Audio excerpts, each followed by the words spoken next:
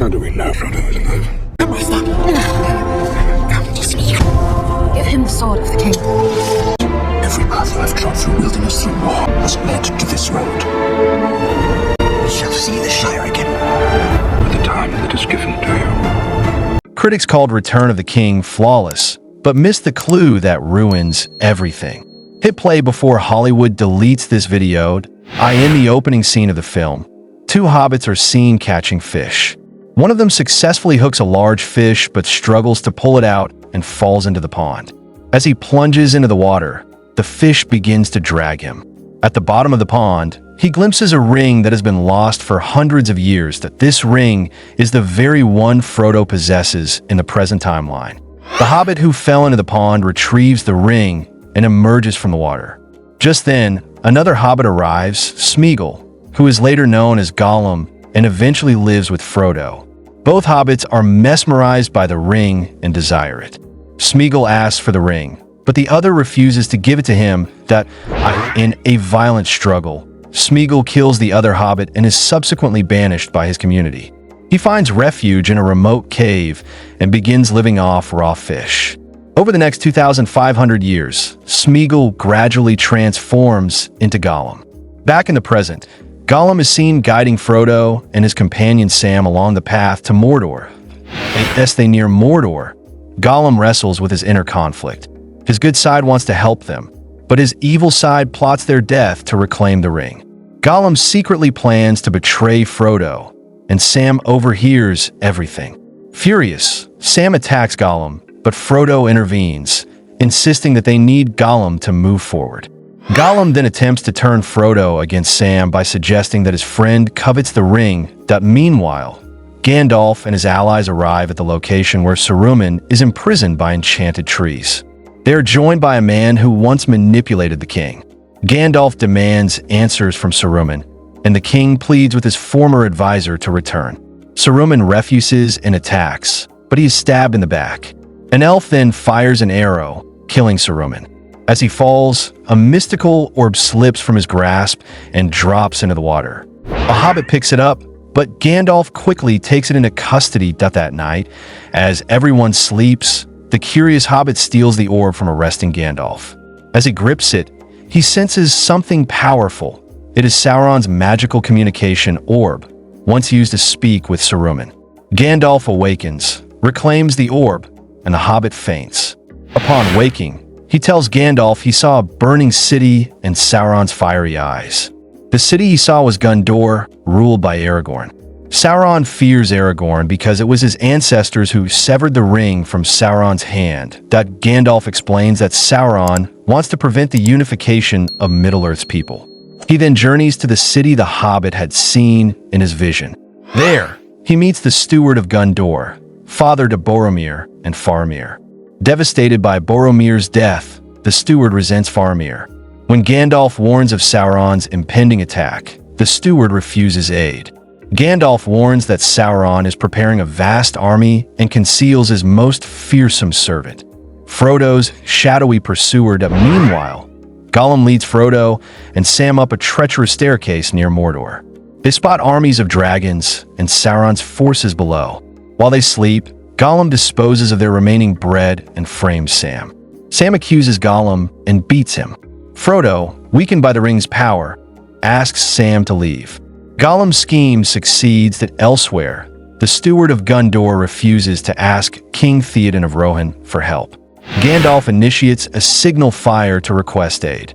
As preparations continue, Arwen's father arrives, warning that Arwen is dying due to the spreading darkness. He tells Aragorn that unless the darkness is stopped, the light of the stars will fade and Arwen will perish. Though outnumbered, Arwen's father urges Aragorn to seek help from the dead army. He presents Aragorn with a newly reforged sword, the same one that once defeated Sauron. With it, Aragorn ventures into the haunted mountains. His companion questions what they'll gain, but an elf explains that the spirits there are cursed. They promised to aid Gondor's king, but fled.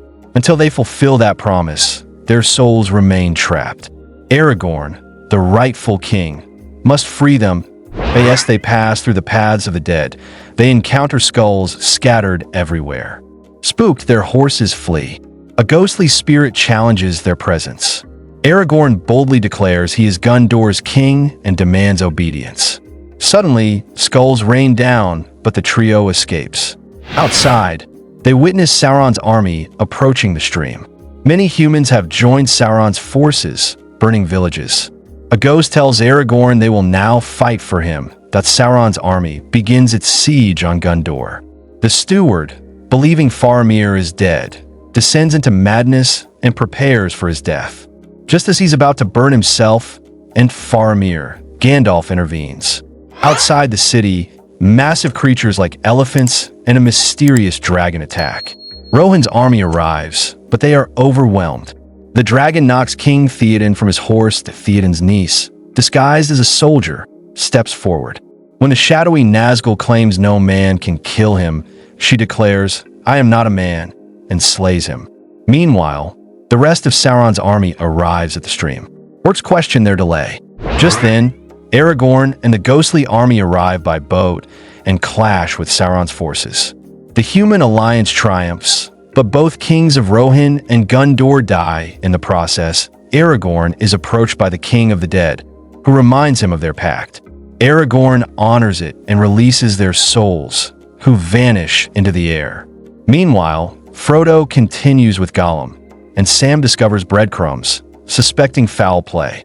He returns to Frodo, who is led by Gollum into a dark cave. Inside, Frodo encounters giant webs, and a monstrous spider attacks him. Gollum's plan is for the spider to kill Frodo, so he can claim the ring. Frodo survives, but is ambushed by Gollum. During their struggle, Gollum falls. Frodo, drained by the ring, is stung by the spider and faints. She wraps him in her web, but Sam arrives in time to fight her off. Believing Frodo is dead, Sam mourns. However, orcs soon find Frodo. Revealing he is still alive, the orcs strip Frodo and prepare to kill him. Sam intervenes, rescues Frodo, and reveals he has kept the ring safe. Frodo, reassured, takes the ring back and resumes the journey. Getting to Mordor remains challenging, as countless orcs stand in their way. Gandalf, aware of this, launches an assault to distract Sauron. Sam and Frodo disguise themselves as Sauron's soldiers to sneak in. Nearing Mount Doom, Frodo collapses, exhausted. Sam carries him up the mountain. As the final battle rages, Gollum ambushes them. Sam strikes Gollum, allowing Frodo to reach the lava pit. Sam urges him to destroy the ring, but Frodo succumbs to its allure and declares, "This is my ring," putting it on and disappearing. Sauron now senses the ring's location. A dragon flies toward Mordor. Gollum, using Frodo's footprints, tracks him. He attacks Frodo, bites off his finger, and claims the ring. Overjoyed, Gollum celebrates, but Frodo fights back. In the struggle, both fall from the ledge. Frodo manages to hang on, but Gollum plunges into the lava, dying with the ring that Sam pulls Frodo to safety. Sauron's power crumbles as the ring melts, and his armies vanish. Good triumphs over evil. Aragorn is crowned king and marries Arwen.